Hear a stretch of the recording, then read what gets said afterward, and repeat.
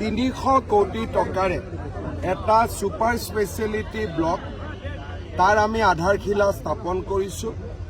এই super speciality ব্লকত cardiac সাৰ্জাৰী, কাৰ্ডিঅলজি, neuro সাৰ্জাৰী, নিউৰলজি, nephrology আৰু ইউৰলজিৰ ট্ৰিটমেণ্ট হ'ব। 200 কোটি টকা বিল্ডিঙত খৰচ হ'ব আৰু 100 ক্ৰ'ৰ্ছ আমি ইয়াত ইকুইপমেণ্টৰ কাৰণে ব্যৱহাৰ কৰিম। জাইকা প্ৰজেক্টত এই কাম আমি হাতত লৈছোঁ আৰু কিছুদিনৰ ভিতৰতে শিলচৰ চিভিল হস্পিটেলখনো নতুনকৈ বনাবৰ কাৰণে আমি 150 কোটি টকা আমি প্ৰজেক্ট হাতত ল'ম। আমাৰ শিলচৰত আমি যিটো নতুন 500 বেডেড বিল্ডিং বনাই আছিলোঁ তাৰো আমাৰ কাম কমপ্লিট হৈছে। এই বছৰৰ ভিতৰতে সেই বিল্ডিংটো আমি টেক অভাৰ কৰিব পাৰিম।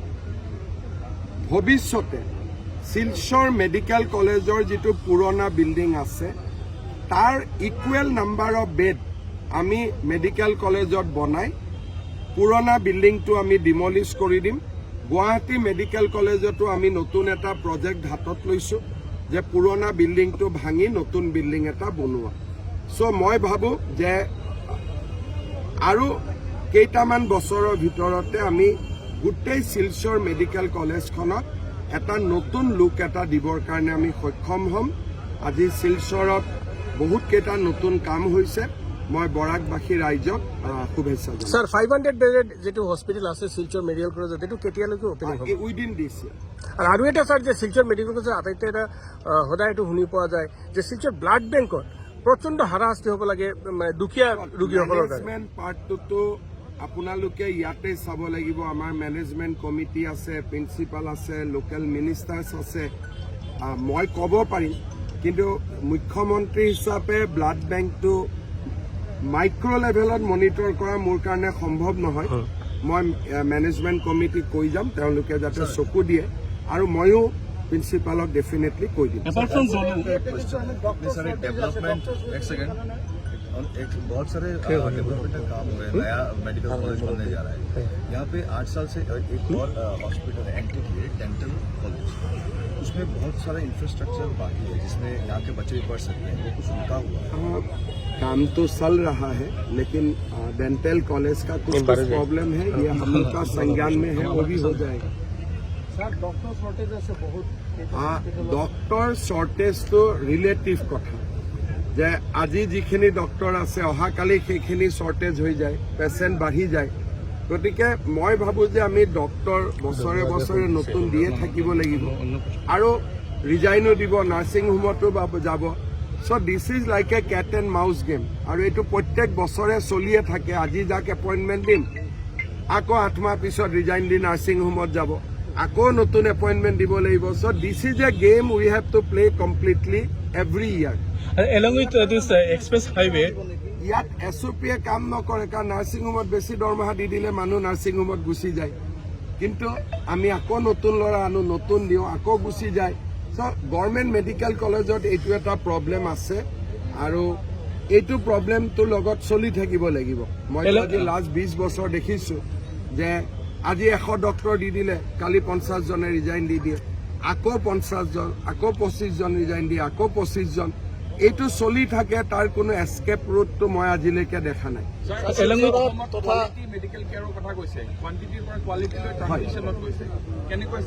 এইটোকে যে আজি আমি কোৱালিটি মেডিকেল কেয়াৰ বুলি ক'লে চিজাৰিন ছেকশ্যন, ডেলিভাৰী এইবিলাকতো আমি কৰিব পাৰোঁ, কিন্তু মেডিকেল কলেজত আজিও আমি চাৰ্জাৰী কৰিব নোৱাৰোঁ, নিউৰো কেছেছ কৰিব নোৱাৰোঁ।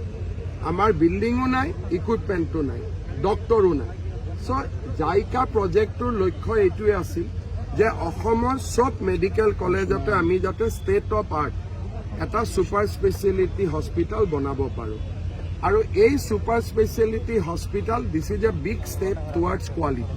any specific goal for the quality? শিলচৰত প্ৰায় 16 জন, 14-16 আমি ভুৱা ডক্টৰ পাইছোঁ, আৰু অসমতো বহুত ভুৱা ডক্টৰ কাম কৰি আছে। মানুহেও আমাক কমপ্লেইন দিব লাগিব, সজাগ হ'ব লাগিব। পুলিচেও এই দিশত কাম কৰি আছে, ডিষ্ট্ৰিক্ট এডমিনিষ্ট্ৰেশ্যনেও কাম কৰি আছে, আৰু মই ভাবোঁ যে যথেষ্ট ভুৱা ডক্টৰটো আমাৰ মাজত আছে। উই কেনট ডিনাই ডেট।